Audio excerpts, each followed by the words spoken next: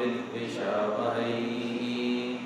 ॐ शान्ति शान्ति शान्तिः। हरिः ॐ। श्री गुरुभ्यो नमः। हरिः ॐ। गुरुर्ब्रह्मा गुरुर्विष्णुः गुरुर्देवो महेश्वरः गुरुः साक्षात् परं ब्रह्म तस्मै श्री गुरवे नमः।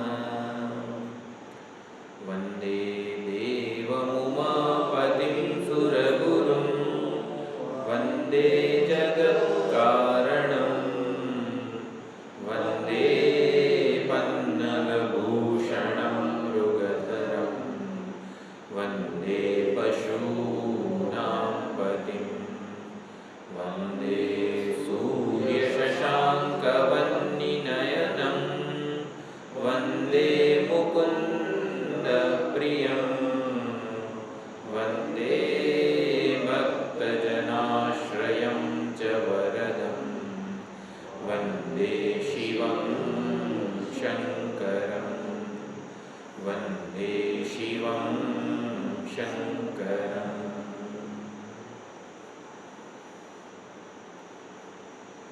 વૈદિક સંસ્કૃતિમાં એટલા મહાન મહાન ભક્તો થઈ ગયા છે ભગવાનના, એ ભક્તોના હૃદયમાં જે રીતે ભક્તિભાવ પ્રગટ થયો હતો, કંઈક ઘટનાથી, કોઈક અનુભવથી કે અનુભવ ઉપર વિચાર કરવાથી, જીવનમાં અનેક અનુભવો થતા હોય છે, એમાં એ જીવનની ઘટનાઓને જ્યારે આપણે ભગવાન સાથે જોડીને સમજવાનો વિચારવાનો પ્રયત્ન કરીએ ત્યારે ચોક્કસ ભગવાન માટે આપણને પ્રેમ, આદર, ભક્તિભાવ વગેરે જન્મે જ છે.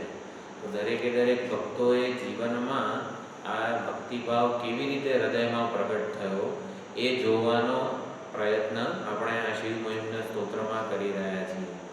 શિવ મહિમ્ન સ્તોત્ર ગંધર્વરાજ પુષ્પદંતે રચેલું છે. પુષ્પદંત ગંધર્વ હતા. ગંધર્વ એટલે મનુષ્ય કરતાં ઉચ્ચતર યોની.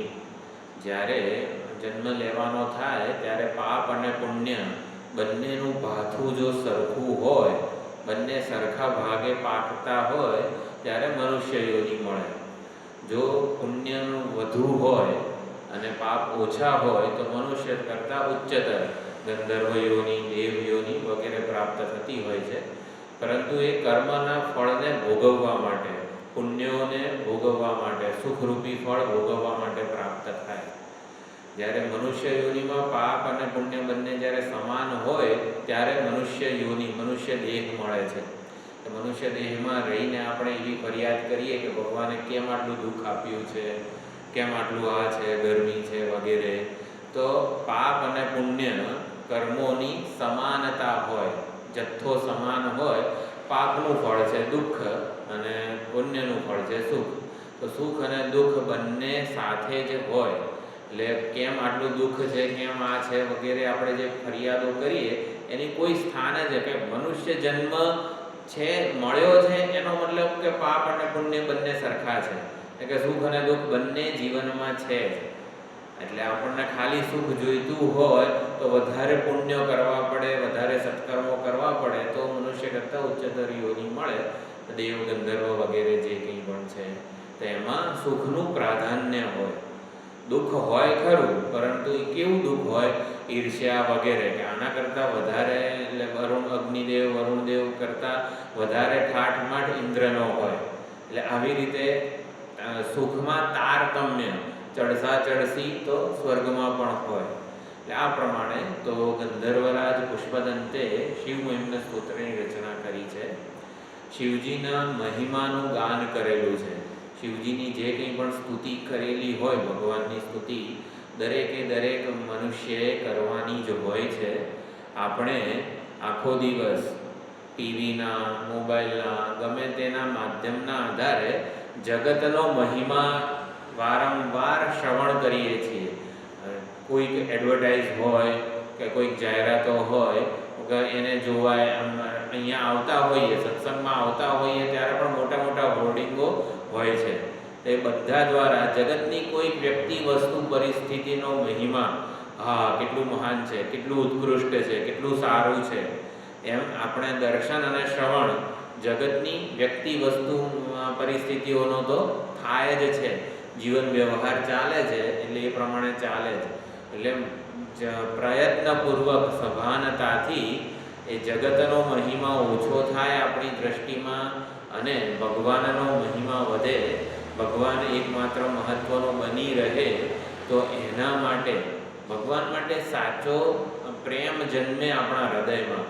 એના માટે જરૂરી છે આપણા ભક્તોએ કેવી રીતે ભગવાનનો મહિમા ગાયો છે, એની સ્તુતિ કરી છે, ભક્તોના હૃદયમાં ભક્તિભાવ કેવી રીતે જન્મેલો છે, એ બધું વર્ણન આપણા બધા સ્તોત્રોમાં છે. ભાગવત મહાપુરાણ હોય, શિવ મહાપુરાણ હોય, વગેરે જેટલા પણ ગ્રંથો છે, જેટલા પણ શાસ્ત્રો છે, એનું વાંચન કરીએ કે આવી રીતે કથા શ્રવણ વગેરે કરીએ ત્યારે ભગવાનના મહિમાનું આપણને જ્ઞાન થાય. એકવાર મહાત્મ્ય જ્ઞાન હોય, મહિમા ખબર હોય તો સાચો પ્રેમ જન્મી શકે. તો આપણા શાસ્ત્રો એવું કામ કરે છે કે મહાત્મ્ય જ્ઞાન એટલે કે મહિમાનું જ્ઞાન આપણને આપે છે અને માટે એને આપણે જાણવો જરૂરી છે. ઈશ્વરના મહિમાને જાણતા નથી માટે સાચો પ્રેમ જન્મતો નથી. તો ભક્તોને જન્મ્યો હતો કેમ? કારણ કે એમને મહિમાનું જ્ઞાન હતું. તો ભક્તોએ જે મહિમાનું ગાન કરેલું હોય એને આપણે સાંભળીએ, સમજીએ અને તો પછી આપણા હૃદયમાં પણ એ ભક્તો જેવો જ પ્રેમ અને આદરભાવ વગેરે ભક્તિભાવ જન્મે. પણ શાસ્ત્રોમાં મોટે ભાગે સંસ્કૃત હોય પરંતુ એનો અર્થ આપણને ખબર ના હોય. એટલે શ્રવણ કરીએ અને સાથે સાથે કીર્તન પણ કરવું જરૂરી છે. કીર્તન એટલે શ્રીરામ જય રામ જય જય રામ, એક જ નામ ભગવાનનું વારંવાર લેવું એને કીર્તન કીધું નથી. કીર્તન એટલે કીર્તિનું ગાન કરવું. ભગવાનનો જે યશ છે, ભગવાનની જે કીર્તિ છે, ભગવાનના મહિમાનું આપણે ગાન કરીએ એને કીર્તન કહેવાય છે. તો શ્રવણ ભક્તિ પણ જરૂરી છે જેથી સાચું આપણને વિચાર ભાથું મળે અને પછી એનું કીર્તન કરવું પણ જરૂરી છે. સત્સંગમાં સુંદર વિચાર ભાથું પ્રાપ્ત થયું હોય, આજુબાજુ પડોશમાં કે ગમે તેમાં એ વસ્તુ ભગવદ વિષયક ચર્ચા કરવી જોઈએ. એટલે શ્રવણ ભક્તિ અને કીર્તન ભક્તિ બંનેનું ખૂબ જ પ્રાધાન્ય આપણી સંસ્કૃતિમાં છે. મોટે ભાગે સંસ્કૃત શ્લોક હોય, ઘણાને નાનપણથી બધા શિવમહિમ્ન વગેરે જે છે કંઠસ્થ પણ હોય, તો સંસ્કૃત શ્લોક છે તો એની સાચી સમજ પણ આપણે મેળવવાનો પ્રયત્ન કરીએ. કોઈ પણ શ્લોક હોય, કર્પૂર ગૌરમ કરુણાવતારમ સંસાર સારમ ભુજગેન્દ્રહારમ, કે આપણે ધ્યાન શ્લોક હમણાં બોલ્યા વંદે દેવો ઉમાપતિમ, કર્પૂર ગૌરમ, તો આપણે એ અર્થને જ્યારે સમજીએ તો પછી એને માણીએ, આપણા હૃદયપૂર્વક એ શ્લોકના અર્થને માણી શકીએ જો એનો અર્થ ખબર હોય. કર્પૂર ગૌરમ, કર્પૂર એટલે કર્પૂર કેવું હોય? અત્યંત શુદ્ધ હોય, સફેદ હોય. તો ભગવાનનો જે ધ્યાન શ્લોક છે શુદ્ધ સ્ફટિક સંકાશમ, જે કૈલાસ પર્વત છે, કૈલાસપતિ શિવજી જે કૈલાસ પર્વત ઉપર વિરાજમાન છે એ સ્ફટિકનો પર્વત છે, શુદ્ધ સ્ફટિક, જે નિત્ય શુદ્ધ હોય, જે કોઈ પણ આ અશુદ્ધિથી લેપાયમાન ન થાય. તો કર્પૂર ગૌરમ નિત્ય શુદ્ધ શ્વેત એ અત્યંત સત્વગુણનું પ્રતીક છે, શુદ્ધનું પ્રતીક છે, તો નિર્મળતાનું પ્રતીક છે. તો આવા છે શંકર ભગવાન. કર્પૂર ગૌરમ કરુણાવતારમ, કરુણાએ જ્યારે અવતાર ધારણ કરી લીધો ત્યારે એ કૈલાસવાસી શિવજી કહેવાયા. એટલે શિવજી એ કરુણાનું મૂર્તિમંત સ્વરૂપ છે. તો અત્યંત કરુણા પ્રગટ થાય. માં એના છોકરાને આવી રીતે જન્મ આપીને એને લાલન પાલન ઉછેર વગેરે કરે, એ પણ કરુણા પ્રેમથી પ્રેરાઈને કરે છે. પણ એના કરતાં પણ ઉત્કૃષ્ટ કરુણાનું રૂપ જોવું હોય કે કરુણા એની પરાકાષ્ઠા કઈ છે, તો એ ભગવાન શંકરમાં, શિવજીમાં આપણને જોવા મળે છે. અત્યંત કરુણા પ્રગટ થઈ હોય શિવજીએ કરેલી લીલાઓમાં, એવી કઈ કઈ લીલાઓ છે જેમાં ભગવાન દ્વારા કરુણા સિવાય કંઈ જ દેખાય નહીં આપણને, કે કરુણાથી પ્રેરાઈને જ ભગવાને આ કામ કર્યું હોય.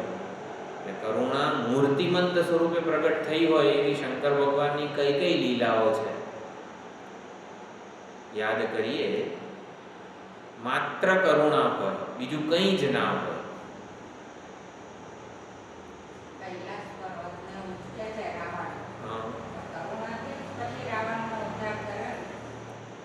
રાવણને આટલું બળ જે આપ્યું, રાવણને કૈલાસ ઉંચકવા માટે બળ કેમ આપ્યું હતું? રાવણે શિવ ભક્તિ કરી હતી. રાવણ સામવેદી બ્રાહ્મણ હતો. 1000 વર્ષ સુધી સામવેદની 1000 શાખાઓનું નિત્ય ગાન કરતો હતો. અને સામવેદ શંકર ભગવાનને ખૂબ જ પ્રિય છે. સામવેદી છે શંકર ભગવાન. કૃષ્ણ ભગવાન પણ સામવેદના છે. વેદાનામ સામવેદોસ્મિ એવું ભગવાને વિભૂતિ યોગમાં કીધું છે. એટલે શિવ ભક્તિ કરી હતી માટે એને આટલું બળ, સામર્થ્ય વગેરે કંઈક પ્રાપ્ત થયું હતું. એ રોજ લંકાથી કૈલાસ પર્વત સુધી જતો હતો પૂજા અર્ચના વગેરે કરવા માટે. એટલે બાળપણથી, એટલે રાવણ એ પૂર્વજન્મમાં શૃંગી ભૃંગી, રાવણ અને કુંભકર્ણ બંને શૃંગી અને ભૃંગી નામના શિવજીના ગણ હતા. જ્યારે નારદજીને વાનરનું મુખ આપ્યું ભગવાને, નારદજી ઓલા માયા નગરીથી મોહિત થઈ ગયા અને જે રાજકુમારી હતી એને પરણવા માટે તૈયાર થઈ ગયા. રામચરિતમાનસના આગળના ભાગમાં આવે છે આ કથા. એટલે તો વિષ્ણુ ભગવાન પાસે નારદજીએ રૂપ માગ્યું કે મને તમારા જેવું સુંદર રૂપ આપો. તો વિષ્ણુ ભગવાને નારદજીનું મુખ વાંદરાનું કરી નાખ્યું હતું. તો એ જે, અને પછી ત્યાં લગ્ન માટે જાય છે, સ્વયંવર ત્યાં થતો હોય છે, ત્યાં આ વાનરનું મુખ જોઈને આખું જે છે સભાખંડમાં બધા થોડુંક મરક હસતા હોય છે. અને નારદજી જ્યાં બેઠા હોય છે ને એની પાછળ શૃંગી અને ભૃંગી આ બે શિવજીના ગણ હોય છે ને, એ લોકો તો એટલી બધી આમ ઠઠ્ઠા મશ્કરી કરતા હોય છે. વાહ વાહ મુનિ, તમારું તો શું રૂપ છે, આ હા રાજકુમારી તો તમને જ વર્ણી જશે, આમ તેમ કરીને આમ થોડી ઠઠ્ઠા મશ્કરી કરતા હતા. પછી નારદજીએ શાપ આપ્યો અને એમનું પતન થયું. તો એ આ રાવણ અને કુંભકર્ણ છે. શિવજીના જ ગણ હતા, એટલે શિવજીની ભક્તિ તો લઈને જ જન્મ્યા હતા. શિવજી માટે પ્રેમ હતો જ બંનેને. તો આવી રીતે રાવણ માટે, રાવણને આટલી ભક્તિ કરવાથી જ આટલું લોકોત્તર બળ આપ્યું શિવજીએ, કરુણાથી પ્રેરાઈને. કંઈક એમણે કંઈ જોઈતું નહોતું, બીજું કંઈક કરુણાથી પ્રેરાઈને શિવજીએ કંઈક કર્યું હોય એવી કોઈક લીલા છે જ્યાં માત્ર કરુણા જ પ્રગટ થઈ હોય? આપણને બધાને ખબર છે, એટલે જ હું પૂછું છું. શિવજીએ એકાદું કામ કર્યું હોય જેમાં માત્ર ને માત્ર કરુણા જ પ્રગટ થઈ હોય. સમુદ્ર મંથન થયું, હળાહળ ઝેર નીકળ્યું, તો શિવજીને કંઈ ઇનામ મળવાનું હતું આ વિષપાન કરે તો વિષપાન કર્યું એ પણ કરુણાથી. કોઈ ભગવાન વિષપાન પી ના શકે. પછી ગંગાજીને ધારણ કર્યા. આકાશ ગંગાનો વેગ એટલો બધો પ્રચંડ હતો કે પૃથ્વીને ચીરીને પાતાળમાં જતી રહે. તો એને ધારણ કરીને એક લટ જે એક વાળ જેટલું આમ ખેંચ્યું અને એમાંથી ગંગાજીનો પ્રવાહ પૃથ્વી પર આવ્યો કે જે સહન થાય એવો હતો. પછી બાણાસુરને પણ જે બળ આપેલું છે, બાણાસુરે પણ ભક્તિ કરી છે.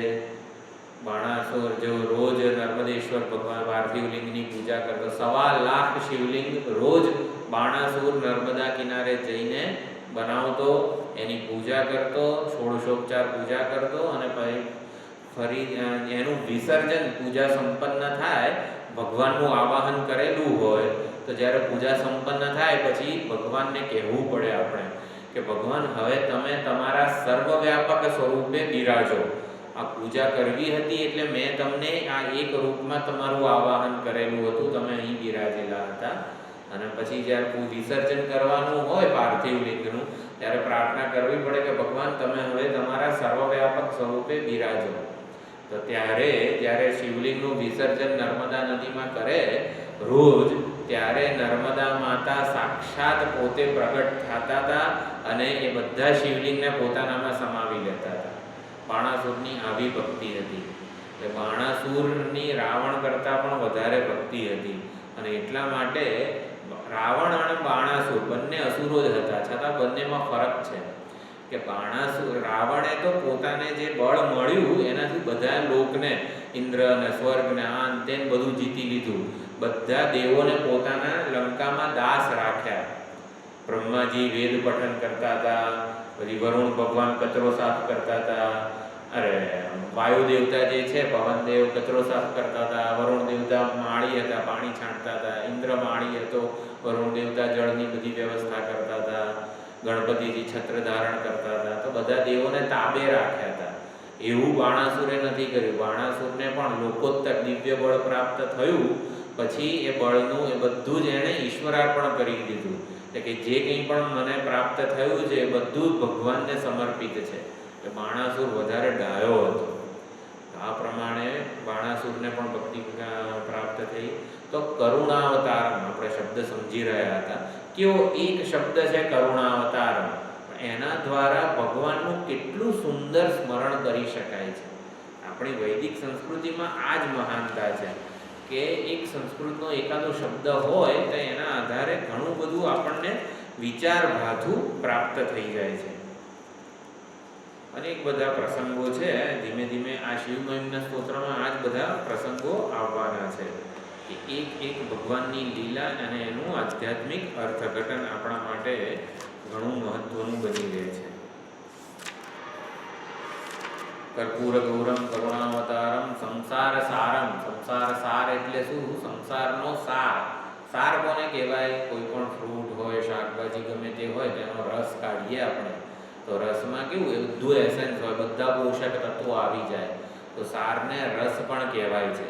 તો સંસારમાં સમગ્ર જગતનો રસ, જેમ રસ આપણે પીએ તો કેટલો આનંદ આવે છે કે ઓલા ગોટલા અને છોતરા ખાઈએ તો આનંદ નથી આવતો કેરીમાં, રસ ખાઈએ તો આનંદ આવે. તો એવું સંસારમાં રસ સ્વરૂપ આનંદ સ્વરૂપ શું છે? તો જગતનો સાર, જગતમાં રસ તો કેવળ આ ઈશ્વર નામ, ભગવદ નામ સંકીર્તનનો જ છે. ભગવાનની મહિમાનું આપણને જ્યારે જ્ઞાન થાય ત્યારે સુંદર આપણું હૃદય એટલું પુલકિત થઈ જાય, હૃદયમાં આનંદ આવી જાય. બાળક રડતું હોય એને એક ચોકલેટ બતાવીએ તો કેવું પોતાનું રડવાનું અને દુઃખ બધું ભૂલી જાય અને ચોકલેટથી જોઈને, સાંભળીને, શબ્દ સાંભળીને કેટલો ગેલમાં આવી જાય. એવું ઈશ્વરનું સ્મરણ છે. તો ભગવાનનું એવું સ્મરણ કરીએ કે આપણું બધું દુઃખ જે કંઈ છે બધું ભૂલી જઈએ આપણે. તો આ પ્રમાણે સંસાર સારમ ભુજગેન્દ્રહારમ. વાસુકી નાગ, ભગવાન પાસે આભૂષણો કયા છે? વાસુકી નાગ આખો ગળામાં ધારણ કરેલો છે. કુંડળ ને બધી જ જગ્યાએ નાગ ભગવાને ધારણ કરેલા છે. ભુજગેન્દ્રહારમ સંસાર સારમ ભુજગેન્દ્રમ સદા વસંતમ હૃદયારવિંદે.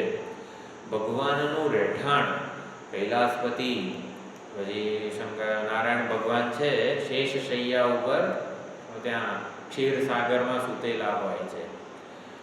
તો હંમેશા ક્ષીરસાગરમાં જ હોય નારાયણ ભગવાન? હંમેશા ભગવાન શંકર ભગવાન કૈલાસમાં જ બિરાજમાન હોય? તો કે ના, સદા વસંતમ હૃદયારવિંદે. એમ કોઈ માતા કે પિતા ગમે તે શિક્ષક હોય તો શિક્ષક ક્યાં સુધી હોય? તો કે 12 થી 6 કે 7 થી 12 જે સ્કૂલમાં હોય જેટલો પણ સમય, એટલો સમય એને શિક્ષક કહેવાય. તો શિક્ષક ક્યાં સુધી હોય? તો આવી રીતે જ્યાં સુધી એ પોર્ટફોલિયો એટલે કે પોતાનું કાર્યક્ષેત્ર ચલાવતા હોય, શાળામાં હોય ત્યાં સુધી શિક્ષક હોય. પણ પછી તો એ સામાન્ય જે વ્યક્તિ છે એ તો પોતાના ઘરમાં આવી જાય. તો એવી રીતે વિષ્ણુ ભગવાન ક્યાં સુધી ક્ષીરસાગરમાં શેષ શૈયા પર સૂતેલા હોય? કોઈ જગતનું પાલન કરવાનું છે, પાલનહાર રૂપી કાર્યક્ષેત્ર એમનું છે. તો બધું કાર્યક્ષેત્ર ભગવાન જ્યારે આવી રીતે પોતાને અનુરૂપ પોતાની ભૂમિકા પ્રમાણે જે કંઈ પણ કર્મ કરતા હોય, કાર્ય કરતા હોય, જગતનું સર્જન કરવાનું, પાલન કરવાનું, લય કરવાનું, સંહાર કરવાનું, ત્યારે એ ઉપાધિ ધારણ કરે. વિષ્ણુ ભગવાન આવી રીતે પાલન કરે, શંકર ભગવાન સંહાર કરે, તો એ કરે. પણ પછી જેમ શિક્ષક શાળાને છોડીને પોતાના સામાન્ય વેશમાં આવી જાય ત્યારે કેવું પોતાના ઘરે રહે. તો એવી રીતે ભગવાનને રહેવાનું સ્થળ કયું છે? ભગવાન તમે ક્યાં સૂઈ જાઓ છો? ભગવાન પથારી કરીને સૂઈ ક્યાં જાય? તો ભક્તના હૃદય, આપણા સર્વના હૃદયમાં સદા વસંતમ હૃદયારવિંદે, ભગવાનને સૂઈ જવું હોય ને તો પથારી તો આપણું હૃદય છે. ભગવાનને પણ બધું સર્જન પાલન લય કરીને પણ જ્યારે નિરાત જોઈતી હોય, હાશ જોઈતી હોય, ચલો હાશ હવે હું જરાક નિરાતે બેસું, તો એવું તો આપણું હૃદય જ છે કે જ્યારે ભગવાન બધું કામ પૂરું કરીને આવી રીતે આવે ત્યારે આપણા હૃદય કમળમાં જ એ નિવાસ કરતા હોય છે. સદા વસંતમ હૃદયારવિંદે ભવમ ભવાની સહિતમ નમામિ. ભવમ એટલે શંકર ભગવાનને ભવાની સહિત, ભવાની એટલે પાર્વતી માતા, તો બ્રહ્મ વિદ્યાનું પ્રતીક છે પાર્વતી માતા, જ્ઞાનનું પ્રતીક છે. તો એવું પાર્વતી માતા સહિત જે સાંબ પરમેશ્વર છે, ઉમા સહિત, પાર્વતી માતા સહિત શંકર ભગવાનને હું હંમેશા નમન કરું છું. તો કેવો સુંદર એક શ્લોક માત્ર છે, એના આધારે ભગવાન શંકરનું કેવું સુંદર સ્મરણ કરી શકીએ છીએ, શંકર ભગવાનને યાદ કરી શકીએ છીએ. બસ આવું જ કંઈક આ શિવ મહિમ્ન સ્તોત્રમાં છે. દરેકે દરેક શ્લોક કંઈક જુદી રીતે ભગવાનનું વિચાર ભાથું આપણને આપે છે. તેથી ભગવાનનું મહિમા ખબર પડે, એમનો સ્વભાવ ખબર પડે, શીલ એટલે કે સ્વરૂપ ખબર પડે, એમનો બાહ્ય મહિમા અને આંતર મહિમા. કોઈ પણ વ્યક્તિ, વસ્તુ, પરિસ્થિતિ ગમે તે હોય એના બે પ્રકારનો મહિમા હોય, બાહ્ય મહિમા અને આંતર મહિમા. કે આપણે છીએ તો કંઈ આપણું 6 ફૂટ ઊંચાઈ છે, આટલું શક્તિ છે વગેરે, એ તમને બધાને ખબર પડે કે મારામાં શું શું કંઈક સામર્થ્ય છે, કંઈક બળ છે, બુદ્ધિ છે વગેરે. પણ આપણો હૃદય ને બુદ્ધિ ને બધું કેવું છે એ તમને ખબર ના પડે. તો એવી જ રીતે મહિમા, બાહ્ય મહિમા અને આંતર મહિમા બંને પ્રકારનો હોય. તો ભગવાનનો બાહ્ય મહિમા કેવો છે? બાહ્ય મહિમા એટલે જેને બધા જાણી શકે, અનુભવી શકે. તો ભગવાનની જે વિભૂતિઓ છે એ બાહ્ય મહિમા છે. ભગવાનની વિભૂતિ શું કહેવાય? તો આ સંપૂર્ણ બ્રહ્માંડ, સંપૂર્ણ જગત એ બ્રહ્માંડની ભગવાનની વિભૂતિ છે. ત્રણેય લોક જે આપણે સાંભળી શકીએ છીએ, અનુભવી શકીએ છીએ, 14 ભુવન જે કંઈ પણ પ્રગટ થયેલું છે કે જેને આપણે અનુભવી શકીએ છીએ, એ ભગવાનનો બાહ્ય મહિમા છે. અને આંતર મહિમા શું છે? તો ભગવાનનું જે સ્વરૂપ છે, ભગવાનનો જે સ્વભાવ છે, આ કરુણાવતારમ વગેરે, કરુણા એ સ્વભાવ છે, પ્રેમ એ સ્વભાવ છે ભગવાનનો. તો જે વ્યક્ત થાય આવી રીતે અનેક લીલાઓ દ્વારા, એને આંતર મહિમા કહેવાય. ભગવાનનું જે સ્વરૂપ છે એને આંતર મહિમા કહેવાય. અને ભગવાનનું આ જે જગત છે, જે જગત ભગવાને સર્જન કરેલું છે, એને બાહ્ય મહિમા કહેવાય. તો બાહ્ય મહિમા અનંત છે. બ્રહ્માંડનો છેડો આપણને મળી શકવાનો નથી. વૈજ્ઞાનિકો કેટલાય સાધનોથી પ્રયત્ન કરે છે, આ બ્રહ્માંડનો છેડો ક્યાં છે? બ્રહ્માંડ અનંત છે, એનો છેડો મળી શકે જ નહીં. એટલે બાહ્ય મહિમા અનંત છે. અને આંતર મહિમા શિવજી, શંકર ભગવાન, નારાયણ ભગવાન, કોઈ પણ ભગવાનનું સ્વરૂપ, સાચું સ્વરૂપ કેવું છે? તો આપણે કીધું કે સર્જનહાર, પાલનહાર હોય ત્યારે તો એ કાર્યક્ષેત્ર સંભાળે, પરંતુ વાસ્તવમાં ભગવાન કેવા છે? તો આપણા સર્વના હૃદયમાં જે ચૈતન્ય સ્વરૂપે બિરાજે છે એ ભગવાનનો આંતર મહિમા છે. આપણા ઘટ મેં રામ જે કહીએ છીએ, આપણા સર્વના હૃદયમાં જે અંતર્યામી સ્વરૂપે રહેલા છે, તો એ આંતર મહિમા છે. તો આંતર મહિમાને પણ જાણવો પડે, બાહ્ય મહિમાને પણ જાણવો પડે. તો આંતર મહિમાનું અને બાહ્ય મહિમાનું ગાન કરતું સ્તોત્ર છે શિવ મહિમ્ન સ્તોત્ર. શિવ મહિમ્ન સ્તોત્ર, મહિમ્ન એટલે મહિમાનું ગાન કરતું આ સ્તોત્ર છે. તો પહેલો જે શ્લોક છે એમાં ભગવાનના મહિમાનું ગાન કરવું છે, સ્તુતિ કરવી છે. તો મહિમાનું ગાન કરવા માટે સૌથી પહેલા તો આપણી પાસે એ અધિકાર હોવો જોઈએ, એ જ્ઞાન હોવું જોઈએ. તો પહેલા શ્લોકમાં પુષ્પદંત ગંધર્વરાજ એવું કહે છે કે ભગવાન મહિમ્ન પારમ તે પરમ અવિદુષઃ યદિ અસદૃશી. એટલે કે ભગવાનનો મહિમા તો બ્રહ્માજી વગેરે પણ કોઈ પૂરેપૂરો જાણી શકવાના નથી. જ્યારે ભગવાન ઓલા જો અગ્નિના સ્તંભ રૂપે પ્રગટ થયા ત્યારે બ્રહ્માજી હંસનું રૂપ ધારણ કરીને ઉપર ગયા હતા અને વિષ્ણુ ભગવાન વરાહનું રૂપ ધારણ કરીને નીચે ગયા હતા. એટલે જે જ્યોતિર્લિંગ સ્વરૂપે પ્રગટ થયા શંકર ભગવાન, એનો આદિ કે અંત શોધવાનો પ્રયત્ન કર્યો બ્રહ્માજી અને વિષ્ણુ ભગવાન બંને. તો બ્રહ્માજી અને વિષ્ણુ ભગવાન પણ જો આદિ કે અંત 1000 કેટલાય વર્ષો સુધી, 10,000 વર્ષો સુધી શોધવાનો પ્રયત્ન કર્યો. બ્રહ્માજી અને વિષ્ણુ ભગવાનથી જ જ્યારે આ જ્યોતિર્લિંગનો આદિ કે અંત જોઈ શકાયા નહીં, માપી શકાયા નહીં, તો આપણાથી ક્યાંથી ભગવાનનો મહિમા, બાહ્ય મહિમા કે આંતર મહિમા પૂરેપૂરો જાણવો સંભવ જ નથી. એ ભગવાનના મહિમાને માપી શકીએ એવું આપણાથી સંભવ નથી. જે પહેલા શ્લોકમાં એવું કહે છે કે ભગવાન તમારો મહિમા અનંત છે, અનાદિ છે, માટે એ મહિમાને ગાવાનું જ્યારે હું શરૂ કરું તો મહિમાની સ્તુતિ જે છે ને એ આપને અનુરૂપ નહીં હોય. એ કંઈકનું કંઈક મારાથી આપને અયોગ્ય બોલાઈ જશે. કારણ કે યોગ્ય જે છે, યોગ્ય ક્યારે બોલાય? જ્યારે પૂરેપૂરું આપણને જાણકારી હોય. ભગવાનના મહિમાની પૂરેપૂરી જાણકારી હોય ને તો જ આપણે યોગ્ય કે યથાર્થ વચનો બોલી શકીએ.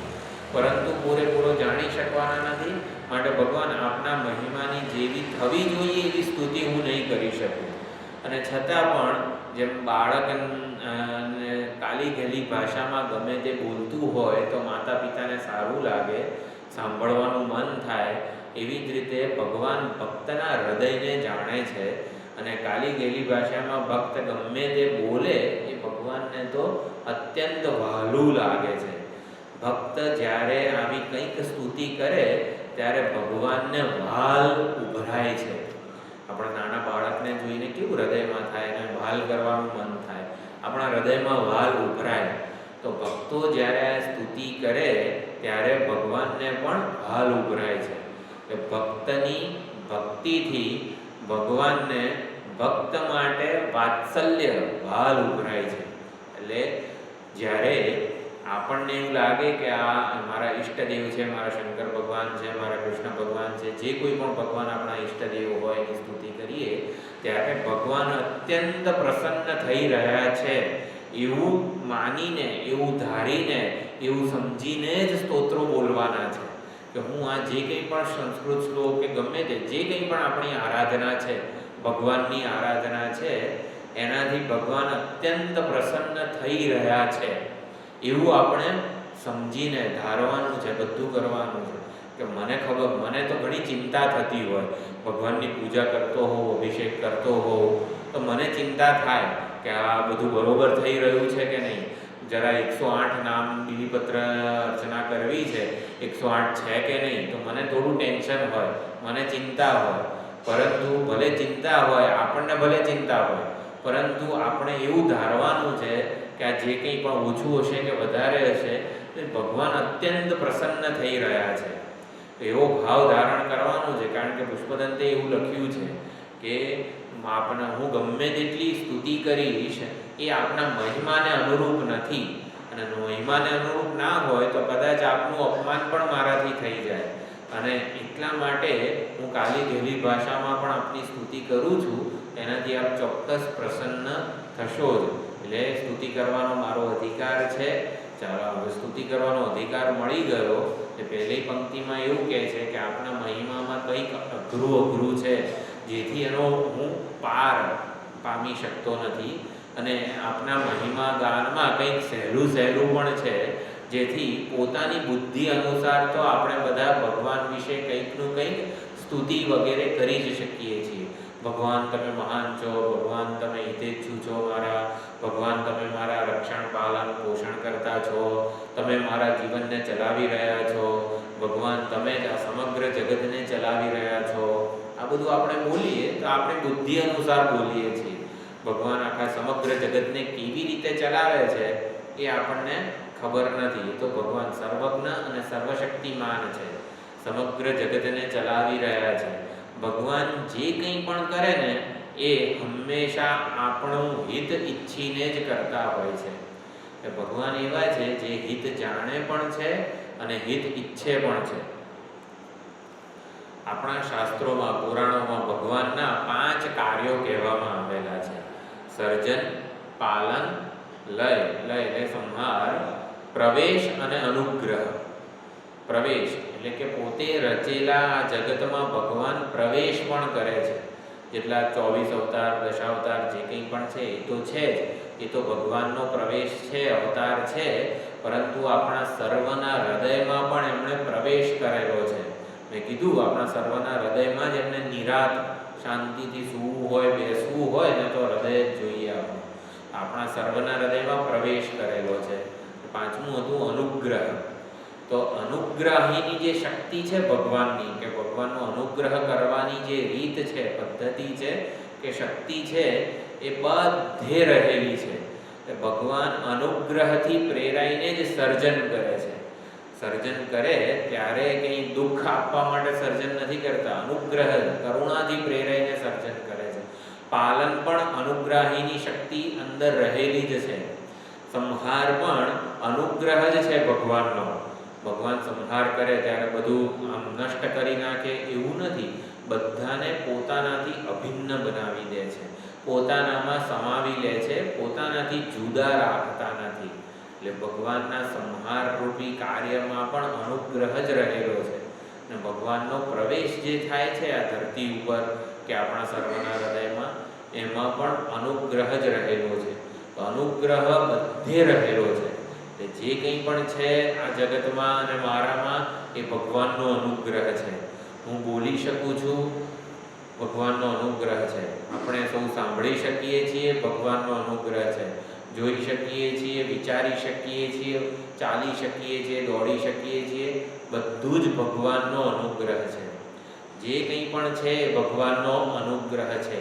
તે શરૂઆતમાં ભક્તની આપણી આ ભાવના હોય, જે કંઈ પણ છે ભગવાનનો અનુગ્રહ છે. પછી જે કંઈ પણ છે ભગવાન છે. જે કંઈ પણ છે ને એ ભગવાનનું જ રૂપ છે. આપણો પાડોશી આવો કેવો ભગવાન, તો એને કહેવાય ભગવાનનો અનુગ્રહ છે. આપણને કંઈક શીખવા માટે, કંઈક બોધપાઠ લેવા માટે આવું છે. એટલે કે શરૂઆતમાં જે કંઈ પણ છે ભગવાનનો અનુગ્રહ છે. પછી જે કંઈ પણ છે ભગવાન છે. અને જે કંઈ પણ છું એ પણ ભગવાન જ છે. જે કંઈ પણ હું છું એ સ્વયં ભગવાન જ છે. આ રીતે આપણા હૃદયમાં ભક્તિ ઉત્તરોત્તર વધતી જવી જોઈએ. અને દિવસ દરમિયાન આ જે ભક્તિના મેં પ્રકાર કીધા એ જીવન વ્યવહારમાં આપણે જોવાનો પ્રયત્ન કરવાનો છે. જે કંઈ પણ છે ભગવાનનો અનુગ્રહ છે. જે કંઈ પણ છે એ ભગવાન સ્વયં છે. જે કંઈ પણ છું એટલે કે ભગવાનને પણ પોતાના હૃદયમાં હંમેશા ભગવાનને જુદા, પરોક્ષ, ક્યાંક કૈલાસમાં ને ક્ષીરસાગરમાં એવી રીતે જોવાના નથી. આપણા મંદિરમાં કે આવી રીતે દેવસ્થાનમાં જ ભગવાન હોય એવું નહીં. એ ભગવાનને આપણા હૃદયમાં પણ જોવાનો પ્રયત્ન કરવાનો છે. પણ એના માટે થોડુંક વિચારભાતું હોવું જોઈએ. આપણા હૃદયમાં જ શંકર ભગવાનના દર્શન થાય એના માટે થોડું વિચારભાતું, થોડું જ્ઞાન હોવું જોઈએ કે કઈ રીતે હૃદયમાં હું દર્શન કરી શકું. આપણે આંખ બંધ કરીએ, કોઈક ચલો બદ્રીધામ કે કૈલાસધામ ગયા, દર્શન કરીએ, પછી આપણે આંખ બંધ કરીએ છીએ. આંખ બંધ કરીને કેવું આપણે આવી રીતે જે સામે ભગવાન છે એને આવી રીતે આપણે પોતાના હૃદયમાં, સ્મૃતિમાં જોવાનો પ્રયત્ન કરીએ છીએ. એવું હૃદયમાં નિત્ય દર્શન ક્યારે થાય? હંમેશ માટે મને હૃદયમાં ક્યારે ભગવાનના દર્શન થાય? એના માટે થોડા થોડા આવી રીતે સ્તોત્ર વગેરે જે છે એને આપણે એનો વિચાર કરવો પડે. તો પહેલા શ્લોકમાં આવી રીતે કીધું પુષ્પદંતે કે આપનો મહિમા અપાર છે, માટે જે આપણી જે સ્તુતિ કરીશ એ મહિમાને અનુરૂપ નહીં હોય. અને પણ છતાં પણ મારી બુદ્ધિ અનુસાર હું સ્તુતિ કરી શકું છું, એનાથી આપ ચોક્કસ પ્રસન્ન થશો જ. હવે બીજા શ્લોકમાં બાહ્ય મહિમા અને આંતર મહિમા કેવો છે એનું નિરૂપણ કરે છે. તો આપણે વિચાર કર્યો બાહ્ય મહિમા એટલે શું? તો કે ભગવાનના જે સગુણ સાકાર રૂપ છે, ભગવાનના 3 રૂપ છે. સગુણ અને સાકાર રૂપે ભગવાન વિરાજમાન છે આ ધરા ઉપર. સગુણ અને નિરાકાર રૂપે, સગુણ અને નિરાકાર રૂપ આ સમગ્ર જગતનું સર્જન કરે છે, સમગ્ર જગતનું પાલન કરે છે, સમગ્ર જગતનો સંહાર કરે છે. તો સગુણ અને નિરાકાર રૂપ જે છે એ જગતનું કારણ છે, જગતમાં આવી રીતે વ્યક્ત થાય છે, જગતનું કારણ છે. અને નિર્ગુણ નિરાકાર રૂપ જે છે એ આપણા સર્વના હૃદયમાં જે રહેલું છે ચૈતન્ય સ્વરૂપ, એને નિર્ગુણ નિરાકાર રૂપ કહેવાય. એટલે ભગવાન આપણાથી અભિન્ન જ છે, આપણે પણ ભગવાનથી અભિન્ન જ છીએ નિર્ગુણ નિરાકાર સ્વરૂપે. જ્યારે સગુણ સાકાર રૂપ જે લીધેલું છે એ સર્વજ્ઞ સર્વશક્તિમાન ઈશ્વરે કોઈક ચોક્કસ હેતુથી, કોઈક ચોક્કસ પ્રયોજનથી લીધેલું છે. એનું અહીંયા બીજા શ્લોકમાં નિરૂપણ થયેલું છે. આપણા શાસ્ત્રોમાં ભગવાનની 5 પ્રકારે ભક્તિ કીધેલી છે. આપણા હૃદયમાં, આપણા જીવનમાં ભગવાન 5 પ્રકારે વણાઈ શકે છે, જોડાઈ શકે છે. તો 5 પ્રકારે ભક્તિ કરવી જોઈએ. સૌથી પહેલી છે અર્ચા. અર્ચા તત્વ રૂપે ભગવાનનું પ્રાગટ્ય થયેલું છે. અર્ચા તત્વ એટલે જે મૂર્તિ છે, શિવલિંગ છે, શાલિગ્રામ છે. આપણા ઘરમાં પણ લડ્ડુ ગોપાલ હોય, કૃષ્ણ ભગવાન હોય, રામ ભગવાન હોય, તો જે મૂર્તિ સ્વરૂપ, જે આકાર છે ને, જે એને અર્ચા કહેવામાં આવે છે. તો અર્ચા તત્વની ભક્તિ, એટલે અર્ચા તત્વની ભક્તિ કેવી રીતે કરવાની છે? તો આપણે રોજ સવારે આપણા મંદિરમાં કે દેવસ્થાનમાં જઈને આપણે રુદ્રાભિષેક કરીએ, કંઈક અભિષેક કરીએ, પૂજા કરીએ, ષોડશોપચાર પદ્ધતિથી પૂજા કરીએ, પંચોપચાર પદ્ધતિથી પૂજા કરીએ. તો જે અર્ચના પૂજા વગેરે કરીએ છીએ એને અર્ચા ભક્તિ કહેવામાં આવે છે. અર્ચા તત્વ રૂપે ભગવાનનું આવું નિરૂપણ આપણા શાસ્ત્રોમાં થયેલું છે. બીજું જે છે અવતાર તત્વ. રામ, કૃષ્ણ, કૈલાસવાસી શંકર ભગવાન, આ બધા અવતાર કહેવામાં આવે છે. તો અવતાર એટલે શું? કોઈક ચોક્કસ પ્રયોજનને લઈને જ્યારે ભગવાન પોતાનું સર્વજ્ઞત્વ, સર્વશક્તિમત્વ છુપાવીને એક વેશ ધારણ કરે ત્યારે એને અવતાર કહેવામાં આવે છે. તો અવતાર તત્વ વખતે ભગવાન તો સર્વજ્ઞ સર્વશક્તિમાન જ છે, સર્વસમર્થ છે, અને એ પોતાનું સર્વસમર્થપણું, સામર્થ્ય છુપાવીને પૃથ્વી ઉપર અવતાર ધારણ કરે છે. અવતાર રામ, કૃષ્ણ વગેરેની પણ જેટલી આ શંકર ભગવાનનું શિવ મહિમના સ્તોત્ર છે એનું પારાયણ કરીએ, એના અર્થને સમજવાનો પ્રયત્ન કરીએ, એ અવતાર તત્વની ભક્તિ થઈ. અવતાર શેના માટે લે છે ભગવાન? ભક્તનું કાર્ય સિદ્ધ કરવા માટે. જેમ કે ચોથા અધ્યાયમાં કીધું છે ને, ધર્મ સંસ્થાપનાર્થાય પરિત્રાણાય સાધુનામ વિનાશાય ચ દુષ્કૃતામ ધર્મ સંસ્થાપનાર્થાય સંભવામી યુગે યુગે. તો હું આવી રીતે અવતાર ધારણ કરું છું કોઈક આવા ચોક્કસ ભક્તોની રક્ષા માટે, સંતો મહાત્માઓ જે સજ્જનો જે છે એના રક્ષણ માટે, દુર્જનો દુષ્ટોનો નિગ્રહ કરવા માટે. પણ આ ભગવાન જ્યારે નિગ્રહ કરતા હોય, દુષ્ટોનો આવી રીતે એના ઉપર દંડ કરતા હોય, ત્યારે પણ અનુગ્રહ તો રહેલો જ છે. એટલે જ્યારે રાવણ ઉપર અનુગ્રહ કર્યો, રાવણને અત્યંત બળ પ્રાપ્ત થયું. એ બળ જ્યારે રાવણે ભગવાનનું જ હતું, રાવણમાં જે બળ હતું એ ભગવાનનો જ પ્રસાદ હતો, ભગવાનનું જ હતું. રાવણે જ એ બળ વડે, ભગવાનના જ બળ વડે કૈલાસ પર્વતને ઉંચકવાનો પ્રયત્ન કર્યો. એટલે ભગવાનનું જ બળ આપેલું હતું એને ભગવાન વિરુદ્ધ જ વાપરવાનો પ્રયત્ન કર્યો. એ એની ભૂલ હતી, માટે નિગ્રહ કરવો પડે. તો ભગવાન શંકરે શું કર્યું? પાર્વતીજી ગભરાઈ ગયા અત્યંત, કે ભગવાન આ ધરતીકંપ શું થઈ રહ્યો છે? પાર્વતીજી અત્યંત ગભરાઈ ગયા. એટલે ભગવાને કીધું, આ તો મારો બાળક જરા રમત કરે છે, રાવણ જરા રમત કરે છે. તો ભગવાને જે અંગૂઠાનો અગ્રભાગ સહેજ હલાવ્યો, અંગૂઠાનો જે અંગુષ્ઠ શિરસી, એટલે અંગૂઠાનો અગ્રભાગ સહેજ હલાવ્યો. આપણે આળસ ખાધી હોય ત્યારે કહેવાય, જ્યારે આમ બધા હાથ પગને આમ ફેલાવીએ દઈએ ત્યારે આળસ ખાધી કહેવાય. તો ભગવાને અત્યંત અલ્પ આળસ ખાધી. કેવી? જરાક અંગૂઠાનો અગ્રભાગ સહેજ આમ હલાવ્યો. તો રાવણ જે આટલો બળવાન હતો એ પાતાળમાં પણ એને જગ્યા મળી નહીં, એટલો બધો નીચે જતો રહ્યો, એટલી બધી એની અવદશા, અવનતિ થઈ, દુર્ગતિ થઈ કે એને પાતાળમાં પણ જગ્યા મળી નહીં. એટલે ભગવાને નિગ્રહ કર્યો. નિગ્રહ કર્યો એટલે શું? એ જે રાવણને બોધ મળવો જોઈએ એના માટે કે ભગવાનનું જ આપેલું બળ બુદ્ધિ જે છે ભગવાન સામે વાપરવાનું એણે દુસ્સાહસ કર્યું અને માટે એને નિગ્રહ કર્યો. અને પછી ત્યારે નારદજી આવીને કહે છે રાવણને કે રાવણ યાર તું આટલું બધું સામર્થ્ય છે તારું અને તું આવી રીતે પાતાળમાં છે તો કે શું કરવું, તું તો આવી રીતે વિદ્વાન મોટો પંડિત છે, તું કંઈક આવી રીતે સ્તુતિ કર.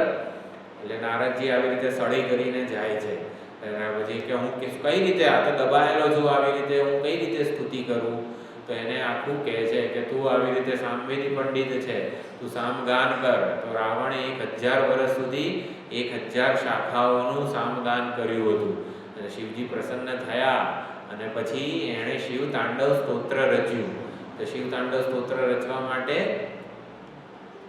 જે વીણા વગેરે જોઈએ તો આવી રીતે પોતાનું એક માથું કાપ્યું રાવણે અને પછી હાથ કાપ્યો એક, એટલે વીણા બનાવી દીધી અને જે આંતરડા છે એના તંતુ બનાવી દીધા અને આંગળીથી આવી રીતે વીણા વાદન કરતા કરતા તાંડવ સ્તોત્ર રચ્યું.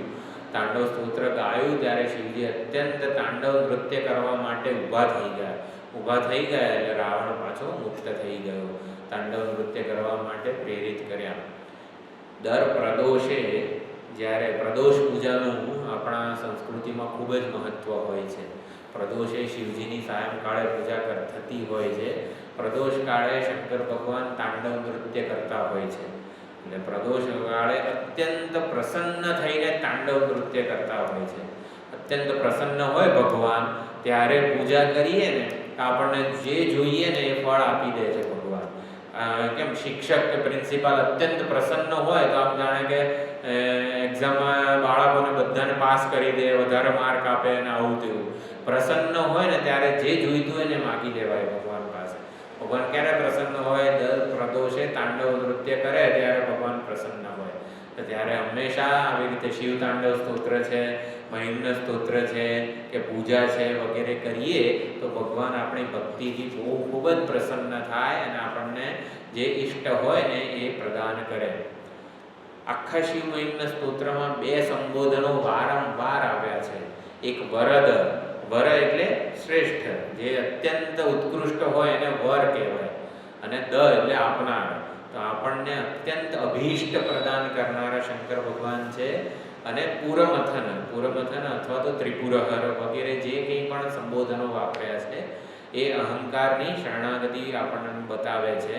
ત્રિપુરાસુર છે, તારકાસુર છે, આ બધા રાક્ષસો જે છે એ અહંકારનું પ્રતીક છે. રાવણ કામનું પ્રતીક છે. આપણામાં જે ઈચ્છા રહેલી છે આવી રીતે વિષય ભોગ વગેરે એ કામનું પ્રતીક છે. બધા જે અસુરો જે છે ને એક આવી આસુરી વૃત્તિનું પ્રતીક છે. તો એના ઉપર આવી રીતે નિગ્રહ કરે છે ભગવાન, અને માટે ભગવાનની ભક્તિ આપણા માટે ખૂબ જ અનિવાર્ય છે. તો આવી રીતે બાહ્ય મહિમા અને આંતર મહિમાનું આપણે આ બીજા શ્લોકમાં કહે છે પુષ્પદંત આચાર્ય કે બાહ્ય મહિમા અનંત છે, એનો કોઈ માપ કાઢી શકવાનું નથી. અને આંતર મહિમા, તો આંતર મહિમા માટે આપણે 5 પ્રકારની ઈશ્વર ભક્તિ જોવાનો પ્રયત્ન કર્યો. એક અર્ચા તત્વ, પછી અવતાર તત્વ. અવતાર તત્વ એટલે રામકૃષ્ણ કૈલાસ વગેરે જે કંઈ પણ આપણે જોઈએ છીએ એમની ભક્તિ કરતા જ આવ્યા છીએ એ અવતાર તત્વ. પછી છે અંતર્યામી તત્વ. તો અંતર્યામી એટલે શું? આપણે જે ઘટ મેં રામ કહીએ છીએ એને અંતર્યામી કહેવાય. આપણા સર્વમાં રહીને જે આપણું નિયંત્રણ કરી રહ્યા છે. જે વાણીનો અંતર્યામી છે એ પરમાત્માને લીધે જ વાણી બોલી શકે છે, શબ્દોનું ઉચ્ચારણ કરી શકે છે. કાનનો અંતર્યામી છે, એના લીધે જ કાન સાંભળી શકે છે. કાનમાં પોતાનું સામર્થ્ય નથી સાંભળવાનું, વાણીમાં પણ પોતાનું સામર્થ્ય નથી બોલવાનું. જો વાણીમાં પોતાનું સામર્થ્ય હોય ને તો હંમેશા બોલતી જ રહે અને થાકે જ નહીં. એને તરસ લાગે જ નહીં, પણ થાકી જાય છે. કેમ? કારણ કે વાણીનું બોલવાનું સામર્થ્ય એનું પોતાનું નથી, એ કોકની પાસેથી ઉછીનું લીધેલું છે. તો આને અંતર્યામી કહેવાય. તો અંતર્યામી સ્વરૂપે પણ ભગવાનની ભક્તિ થવી જોઈએ આપણા રોજબરોજના જીવન વ્યવહારમાં. કે ભગવાન તારા લીધે આ બુદ્ધિ કંઈક વિચારી શકે છે. ભગવાન તમે બુદ્ધિના અંતર્યામી છો અને એટલા જ માટે બુદ્ધિ કંઈક વિચારી શકે છે. ધિયો યોન પ્રચોદયાત કીધું છે. અમારી બુદ્ધિને સદવિચારોમાં સત્કર્મોમાં પ્રેરો, એવું કેમ કીધું છે? કારણ કે બુદ્ધિના અંતર્યામી છે, ભગવાન માટે બધું જ સંભવ છે ને, એટલા માટે પ્રાર્થના કરેલી છે કે મારી બુદ્ધિને આવા સદવિચારોમાં સત્સંગમાં પ્રેરો, મારા મનને હંમેશા તમારા ચિંતનમાં પ્રેરો, એવી પ્રાર્થના કરીએ છીએ. હે મનના અંતર્યામી ભગવાન. તો અંતર્યામી સ્વરૂપે પણ ભગવાનની ભક્તિ આપણા જીવનમાં વણાયેલી હોવી જોઈએ. કોઈ પણ વસ્તુનું અભિમાન કે યશ કે માલિક ન બનવું જોઈએ. હું આટલું ચાલી શકું છું, સવારે છે ને 5 કિલોમીટર હું ચાલું છું, હું મોર્નિંગ વોકમાં જઉં છું, તો પગમાં ચાલવાની તાકાત નથી, પગના અંતર્યામીમાં છે. અંતર્યામી પગને ચાલવાની શક્તિ આપે છે. અરે આપણી વાત જવા દો, પૃથ્વી ધારણ કરે છે, પૃથ્વીની ધારણ શક્તિ અંતર્યામીની છે. પાણીની પલાળવાની શક્તિ અંતર્યામીની છે. અગ્નિની બાળવાની શક્તિ અંતર્યામીની છે. અંતર્યામી સ્વરૂપે રહેલા ભગવાન આવી રીતે બધાનું નિયમન કરે છે. મરચું તીખું કેમ લાગે છે? મરચાની તીખાશ અંતર્યામીને લીધે છે. એટલે મરચું કોઈ દરેક વસ્તુની જે વિશેષતા છે, જે વિશેષ સ્વભાવ છે, વિશેષ પ્રદાન છે, એ અંતર્યામીને લીધે છે. તો આ પ્રમાણે રસગુલ્લું ગળ્યું કેમ, ખાંડ ગળી કેમ લાગે છે?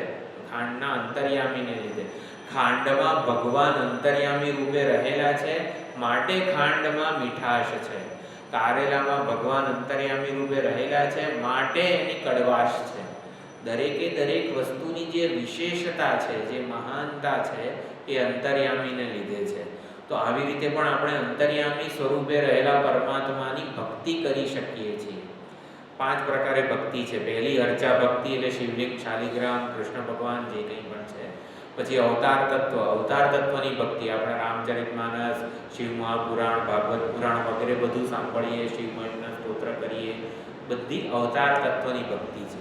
પછી અંતર્યામી તત્વની ભક્તિ, આવી રીતે જોઈ શકું છું આંખના અંતર્યામીને લીધે. આ અંતર્યામીની ભક્તિ એટલે ભગવાનની ભક્તિ કરવાની આ પદ્ધતિ છે. ચોથી છે વ્યુહ તત્વ અથવા તો ઈશ્વર તત્વ. ઈશ્વર તત્વ એટલે શું? જે જગતનું સર્જન, પાલન, લય વગેરે કરી રહ્યું છે, સમગ્ર જગતને ચલાવી રહ્યા છે. ઋતુચક્રોથી માંડીને જે કંઈ પણ આ સમગ્ર જગત અત્યારે એના કાયદાઓ અનુસાર ચાલી રહ્યું છે. જગતમાં જેટલા કાયદાઓ પ્રવર્તમાન છે, એ કાયદાઓનો આદર કરીએ અને કાયદાઓના સર્જનહાર, કાયદાના ઘડવૈયાનો આદર કરીએ. જેમ કે ઉપરથી મારે નીચે આવવું હોય તો મારે સીડીનો ઉપયોગ કરવો પડે. ના, મારે સીડી નથી જોઈતી, હું તો એમને કૂદકો મારીને આવી જઈશ. ઉપરથી હું કૂદકો મારીને આવું તો પછી શું? ભગવાનનો જે કાયદો છે, ગુરુત્વાકર્ષણ, એ કાયદો છે, એનો હું આદર ના કરું ને તો પછી મારા પગ બધું ભાગે. તો કાયદાઓનો આદર કરીએ ત્યારે ઈશ્વરનો, આપણે કાયદાના ઘડવૈયા જે છે એનો આદર કર્યો કહેવાય. એટલે કે ભગવાન આવી રીતે સર્જન, પાલન, લય, પ્રત્યેક ક્ષણે સર્જન થઈ રહ્યું છે, પ્રત્યેક ક્ષણે પાલન થઈ રહ્યું છે, પ્રત્યેક ક્ષણે સંહાર થઈ રહ્યો છે જગતમાં સર્જન, પાલન, લય. એકવાર બ્રહ્માજીએ સર્જન કર્યું પછી ઊંઘી ગયા એવું નથી. પ્રત્યેક ક્ષણે સર્જન, પાલન, લય થઈ રહ્યા છે અને એ ભગવાનના જ હાથમાં છે. સમગ્ર જગતનું ચક્ર છે ને ભગવાન ચલાવી રહ્યા છે, અનુગ્રહ, કરુણાથી, પ્રેમથી પ્રેરાઈને. તો આવી રીતે જ્યારે આપણે સ્મરણ કરીએ ભગવાનનું, એ ઈશ્વર તત્વની ભક્તિ થઈ, ચોથી ભક્તિ. તો અને પાંચમી ભક્તિ, એટલે આપણે 5 ભક્તિ કરવાની છે, 5 પ્રકારે ભક્તિ કરવાની છે, 5 પ્રકારે ભગવાનનું રોજ સ્મરણ કરવાનું છે, 5 પ્રકારે ભગવાનના મહિમાને રોજ થોડો યાદ કરવાનો છે. 5મી છે પરતત્વ કે સનાતન પદ. તો સનાતન પદ કે પરતત્વ, પ્રાચીન પદ એટલે કેવું? સનાતન પદ. સનાતન પદ એટલે જે સૃષ્ટિનું સર્જન થયું એ પહેલેથી જે વિદ્યમાન છે અને એને આપણા વેદશાસ્ત્રો નેતિ કરીને એનું પ્રતિપાદન કરે છે. તો પરતત્વ એટલે શું? પરતત્વની ભક્તિ કઈ રીતે કરી શકાય? તો પરતત્વ આપણા સર્વના હૃદયમાં જે ચૈતન્ય સ્વરૂપ છે, જેને આપણે હું કહીએ છીએ, એ ચૈતન્ય સ્વરૂપે પરતત્વ રહેલું છે. તો પરતત્વની ભક્તિ કે પરતત્વનું સ્મરણ કેવી રીતે કરાય? પોતાનાથી અભિન્ન સ્વરૂપે શંકર ભગવાન, કૃષ્ણ ભગવાન વગેરેનું જ્યારે પણ સ્મરણ કરીએ ત્યારે પોતાનાથી જુદા સ્વરૂપે થઈ જાય છે. તો આ પરતત્વ, પરમાત્માનું જે પરતત્વ રૂપ સ્વરૂપ છે ને, એ આપણાથી જુદું નથી. પરતત્વને જ્યારે જાણીએ ત્યારે ભક્ત ભગવાનથી જુદો રહેતો નથી. વામન ભગવાને જ્યારે ત્રીજું ડગલું ક્યાં મૂકવું એવું પૂછ્યું, બલિરાજા કહે છે, ભગવાન આપનું ત્રીજું જે ડગલું છે મારા મસ્તક ઉપર પધરાવો. એટલે બલિદાન આપી દીધું. અહંકારની શરણાગતિ, અહંકારને ઈશ્વરના ચરણમાં સમર્પિત કરી દીધો. બલિ ભગવાનથી જુદો ના રહ્યો. એટલે કઈ રીતે? ભગવાને પહેલું ડગલું ક્યાં ભર્યું? આ લોકને માપી લીધું. પહેલા ડગલામાં આ લોકને માપી લીધું. આ લોક એટલે શું? કે પોતે જે કંઈ પણ કર્મ આપણે ભેગું કર્યું છે એ આ લોકની સંપત્તિ કહેવાય. પરલોકની સંપત્તિ એટલે શું? કે જેટલું પણ મેં પુણ્ય કર્મો, પુણ્ય ભાથું વગેરે પ્રાપ્ત કરેલું છે, જેટલા પણ પુણ્ય કર્મોનું ભાથું છે, એ પરલોકની સંપત્તિ કહેવાય. આલોકની અને પરલોકની બધી જ સંપત્તિ ભગવાને 2 ડગલામાં માપી લીધી. પછી ત્રીજું ડગલું કહે છે વામન ભગવાન કે ક્યાં મૂકવું? તો કે ભગવાન આ બંનેથી વધારે ઉત્કૃષ્ટ એક વસ્તુ હજી બાકી રહી ગઈ છે. આજે આલોકની અને પરલોકની સંપત્તિ તો મેં આપી દીધી, પરંતુ એ સંપત્તિને મારી કહેનારો જે અહંકાર છે એ બંને કરતાં વધારે ઊંચો છે હજી. એટલે એને હું આપના ચરણમાં નમાવું છું, અહંકારની શરણાગતિ કરું છું, સર્વસ્વનું સમર્પણ કરી દઉં છું. ભક્ત જ્યારે સર્વસ્વનું સમર્પણ કરે ત્યારે ભગવાનથી જુદો રહેતો નથી. તો જ્યારે સર્વસ્વનું સમર્પણ થઈ જાય ત્યારે ભક્ત જ્યારે ભગવાનથી જુદો ના રહે ત્યારે પોતાના હૃદયમાં જ ભક્ત ભગવાનના નિત્ય દર્શન કરી શકે છે. એટલે પોતાના હૃદયમાં નિત્ય દર્શન થાય ત્યારે પરતત્વ સ્વરૂપે થયેલી ભક્તિ કહેવાય.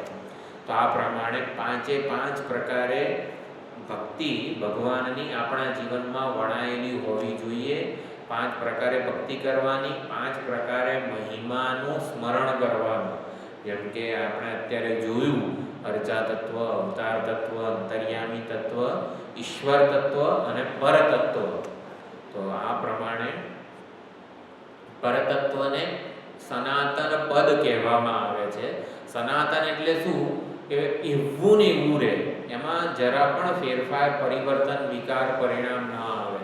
તો એ સનાતન પદ છે. અને ઈશ્વર તત્વ અને અંતર્યામી તત્વ, આ બે જે છે સ્વરૂપ ભગવાનના, એને પ્રાચીન પદ કહેવામાં આવે છે. અને અવતાર તત્વ અને અર્ચા તત્વ, આ બેને અર્વાચીન પદ કહેવામાં આવે છે. અર્વાચીન પદ એટલે અર્ચા તત્વ અને અવતાર તત્વ. તો એની ભક્તિ બધા જ કરી શકે છે. રામ ભક્તિ, કૃષ્ણ ભક્તિ, શિવ ભક્તિ કેટલી બધી અત્યારે ભક્તોમાં પ્રચલિત થઈ છે.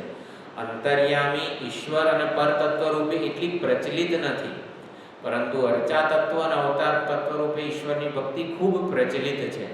તો બીજા શ્લોકમાં પુષ્પદંત આચાર્ય એવું કહે છે, પદેતુ અર્વાચીને પતતિ નમનઃ કસ્ય ન વચઃ. કે ભગવાનનું જે અર્વાચીન પદ છે, અર્વાચીન એટલે હમણાંનું, હાલનું, એટલે કે કૈલાસવાસી શંકર ભગવાન હોય, રામ, કૃષ્ણ, ગમે તે રૂપ હોય, એ અવતાર અને અર્ચા એટલે કે આ શિવલિંગ, શાલિગ્રામ, જે કંઈ પણ મૂર્તિ કે પ્રતિબિંબ, ફોટો, જે કંઈ પણ છે એને અર્ચા તત્વ કહેવાય.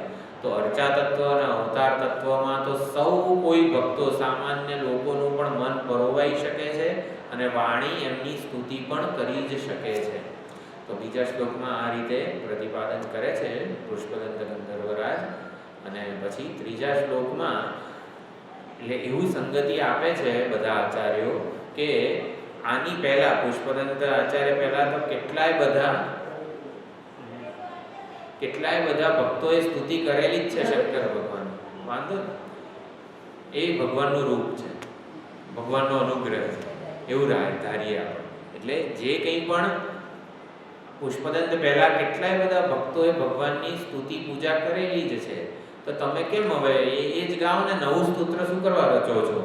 તો ત્રીજા શ્લોકમાં પુષ્પદંત ગંધર્વરાજ આ સ્તુતિ, શિવ મહિમ્ન સ્તોત્ર હું કેમ લખું છું એનું કારણ આપે છે. તો આ શિવ મહિમ્ન સ્તોત્ર રચવા પાછળનું જે પ્રયોજન છે એ ત્રીજા શ્લોકમાં સમજાવવાના છે પુષ્પદંતે. આવતી વખતે જોઈશું.